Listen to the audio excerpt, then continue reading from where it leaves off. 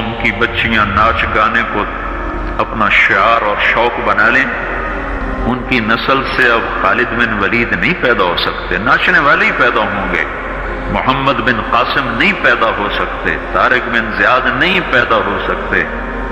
مجھے صلاح الدین یاد آیا، میں بہت رویا، وہ بھی کسی ماں کا جنا ہی ہوا تھا۔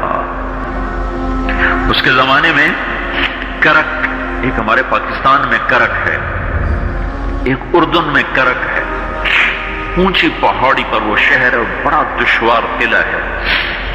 اس پر ایک حکمران تھا عیسائی، اس کا نام تھا ریجنالڈ۔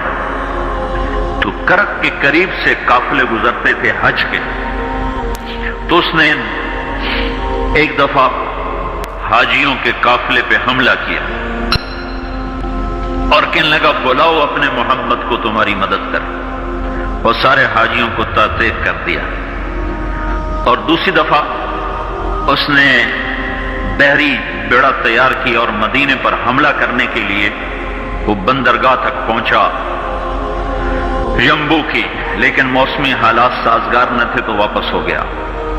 تو حطین کی لڑائی ہوئی ہے فلسطین میں، جس میں سارا یورپ اپنی طاقت کے ساتھ میدان میں اترا تھا، اور ادھر تنہا صلاح الدین ایوبی رحمۃ اللہ علیہ اکیلا اس لشکر سے ٹکرایا تھا، اور انہیں اس میں ساری رومن امپائر کو شکست ہوئی تھی، تو بڑے بڑے بادشاہ اس میں گرفتار ہوئے، تو اس میں ریجنالڈ بھی گرفتار ہو کے آیا۔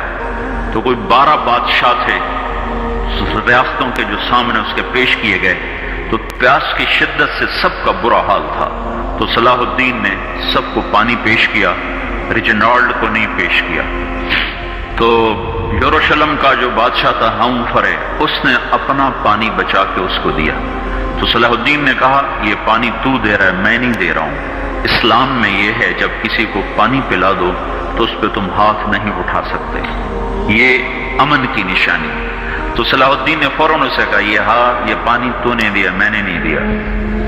تو پھر انہوں نے ریجنالڈ کو اسلام کی دعوت دی کہ تو مسلمان ہو جا، میں تجھے دعوت دیتا ہوں۔ اس نے انکار کر دیا، کہا میں نہیں ہوتا۔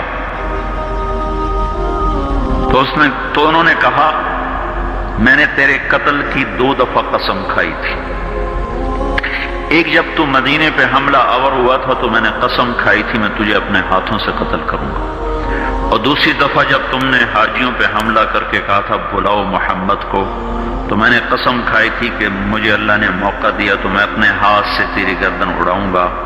آج محمد کا ادنا غلام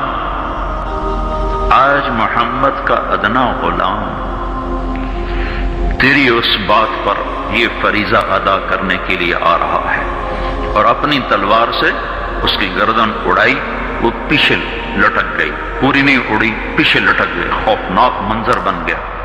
تو سارے بادشاہوں پہ کب کبھی طاری ہو۔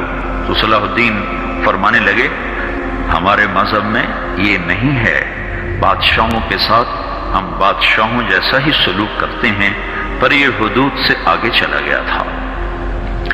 اب مجھے یہ قصہ بھولا ہوا تھا، مجھے انہی حادثوں میں، انہی ہنگاموں میں وہ یاد آیا، تو بعد تنہائیوں میں بیٹھ کے بے بسی کے آنسو بہ جاتے ہیں، اور اس کے سوا کوئی چارہ نہیں ہے۔ ہماری ساری نسل موسیقی میں ڈوب چکی ہے، جو بدن سرتال پہ تھرکتے ہوں، جو بدن موسیقی کے اوپر ہلتے ہوں، رقص میں آتے ہوں، ان پہ کانٹے ہی اگیں گے، ان پہ صلاح الدین کا پھول نہیں اگ سکتا، ان میں محمد بن قاسم کے پھول نہیں اگ سکتے۔ بانجھ ہو گئی ہے ہماری نسل، اور یہ یورپ کا سحر ہے جو چل گیا ہے، ہماری بے بسی ہے، ہماری بے بسی ہے۔ میں تو بس منت ہی کروں گا اپنے آپ کو پہچانوں، اپنی ہستی حیثیت کو پہچانوں، اپنی نسبت بدلو۔ تمہاری نسبت یورپ کے ساتھ ہو کے اگر موت آئی بے قیمت ہو جائیں گے، اگر مدینے والے کی نسبت مل گئی تو حضرت فاطمہ کے دائیں بائیں تمہیں بھی کھڑا کر دیا جائے گا، حضرت خدیجہ کے دائیں بائیں تمہیں بھی کھڑا کر دیا جائے گا۔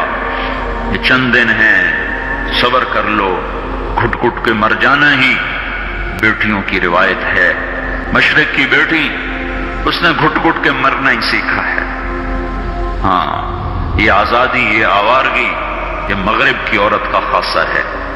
اور 18ویں صدی تک مغرب میں بھی کوئی عورت ایسے ننگی نہ تھی، اور گھر کی زندگی تھی۔ اس ویڈیو کو شیئر کریں اور مزید ویڈیوز کے لیے ہمارے چینل کو سبسکرائب کریں۔ شکریہ۔